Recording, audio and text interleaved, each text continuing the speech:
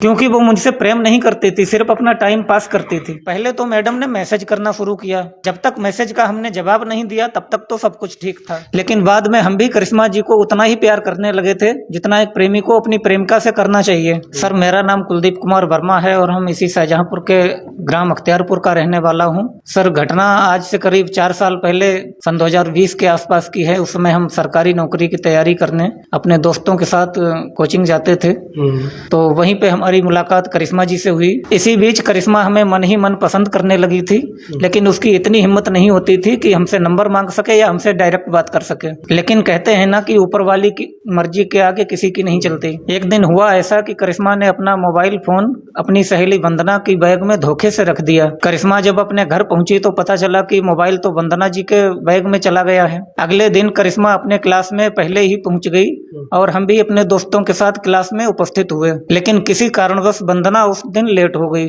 और करिश्मा के पास उस दिन कोई दूसरा मोबाइल भी नहीं था जो वंदना को फोन करके ये पूछ सके कि अभी तक क्लास में क्यों नहीं पहुंची। जब करिश्मा से रहा नहीं गया तो वो हमारे पास आई और बोली, कुलदीप जी अपना मोबाइल देना जरा, वंदना को कॉल करने है, पता नहीं कहाँ रह गई हैं और अभी तक नहीं आई। हमने चुपचाप अपना जेब से मोबाइल निकाला और करिश्मा जी को दे दिया और करिश्मा ने अपने ही नंबर पर वंदना जी से बात की और मोबाइल मेरा हमें वापस कर दिया। उसी रात की बात है कि हम अपने घर में खाना खाने के बाद में छत पर टहल रहे थे और इसी बीच अचानक अननोन नंबर से हमारे फोन पर कॉल आती है। हमने जब फोन रिसीव किया तो किसी लड़की की आवाज आई। हमने पूछा कि आप कौन बोल रही हैं, तो उधर से जवाब आया कि आपका नंबर हमारी कॉल डिटेल में पड़ा था, इसीलिए हमने फोन बैक किया।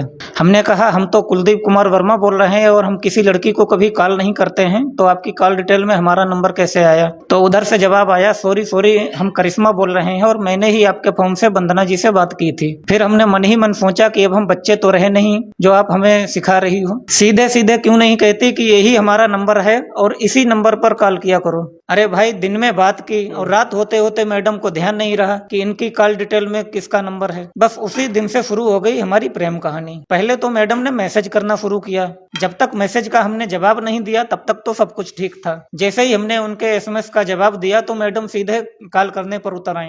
सर, अगर सच पूछो तो करिश्मा से बात करना हमें भी अच्छा लगने लगा था, लेकिन जो आदमी कभी किसी लड़की की तरफ देखता भी ना हो वो किसी लड़की से घंटों बात क्या करेगा। रात को हम करिश्मा जी से बात करते करते हेडफोन लगाकर सो जाते थे और करिश्मा बोलती रहती थी। उस समय हम दोनों एक दूसरे से काफी प्रेम करने लगे थे। फिर ये कहानी यहाँ तक कैसे पहुँच गई? सर, ये ना पूछिए, इसके पीछे बहुत दर्द भरी कहानी है।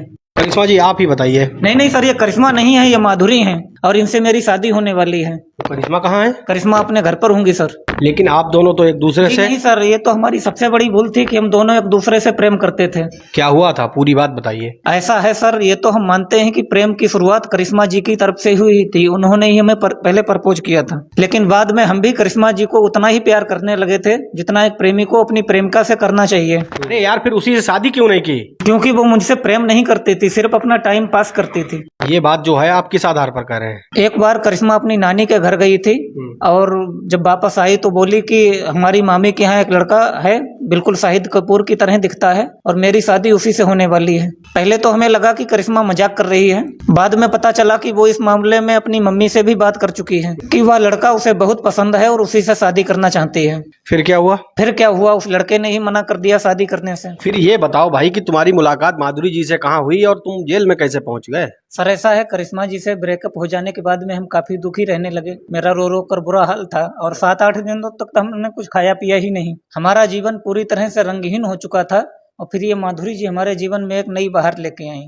लेकिन माधुरी से मुलाकात कैसे और कहाँ हुई? सर, हम रोज यहाँ आते थे और चुपचाप बैठे रहते थे, किसी से कोई बात नहीं करते थे। ये माधुरी जी भी अपनी सहेलियों के साथ यहाँ रोज आती थी और हमें देखती रहती थी दूर से। और एक दिन इन्होंने हमसे पूछ ही लिया कि आप इतना उदास और गुमसुम क्यों रहते हैं। तो फिर इनको हमने करिश्मा के साथ ब्रेकअप की अपनी पूरी कहानी इन्हें सुनाई। फिर ये हमसे बोली कि अगर आप अपना दोस्त हमें बना ले तो हम आपका दर्द कुछ कम कर सकते हैं। मैंने कहा ठीक है। फिर फोन पर हम दोनों लोगों की बात होने लगी। धीरे धीरे ये दोस्ती कब प्यार में बदल गई हमें पता ही नहीं चला और अब हम लोग शादी करने वाले हैं। फिर ये मामला भाई जेल तक कैसे पहुंच गया? सर, इसी जेल की वजह से हमारे रंगहीन जीवन में फिर से बाहर आई है। और ये जेल जो आप देख रहे हैं ये कोई साधारण जेल नहीं है, ये जेल कैफे है। और ये कैफे शाहजहांपुर में महिला थाने से निगोही रोड पर पानी की टंकी से पहले राइट हैंड पर मौजूद है। सर, ये जेल कैफे नाम का एक बहुत बढ़िया रेस्टोरेंट है। यहाँ का फास्ट फूड बहुत ही स्वादिष्ट है और यहाँ की सर्विस भी बहुत अच्छी है। फिर ये जो पीछे जो कैदी खड़े ये लोग कौन है? सर ये यहाँ का स्टाफ है, ये कोई कैदी नहीं है, यहाँ की सर्विस देने वाला मैनेजमेंट है। यहाँ का जो रेस्टोरेंट का वातावरण है बहुत ही शांत है अंदर का, और यहाँ बहुत शांति और सुकून मिलती है। कोई भी यहाँ आके शांत बैठ के और अपना टाइम स्पेंड कर सकता है। नमस्कार दोस्तों, आप सभी का स्वागत है हमारे जेल कैफ़े में। मेरा नाम है फिजा नूर और मैं यहाँ की मैनेजर हूँ। ये हमारा स्टाफ है जो हमारे पास में बैठा हुआ है। आप लोग अगर जेल कैफ़े आना चाहते हैं तो जलाल नगर पानी वाली टंकी निगोई रोड पे है। और बाकी हमारे कैफ़े में काफ़ी सारा मेन्यू है। मेन्यू में आपको सारी चीज़ें मिलेंगी सिवाय मेन कोर्स के, जैसे कि डोसा हो गया, पिज़्ज़ा हो गया, बर्गर हो गया, सारी चीज़ें अवेलेबल हैं। अगर आप यहाँ आना चाहते हैं और यहाँ पे स्वादिष्ट खाना खाना चाहते हैं तो आप आ सकते हैं। और बाकी यहाँ पे अगर आप वीडियो वगैरह शूट करवाना चाहते हैं ना तो आपकी एंट्री होगी, तो वैसे ही मैं आपको हथकड़ी डाल दूंगी। बाकी ये केबिन बने हुए हैं, आपको इसमें डाला जाएगा, पूरा जेल वाला फील दिया जाएगा। आप सभी का स्वागत है हमारे जेल कैफ़े में। Thank you so much.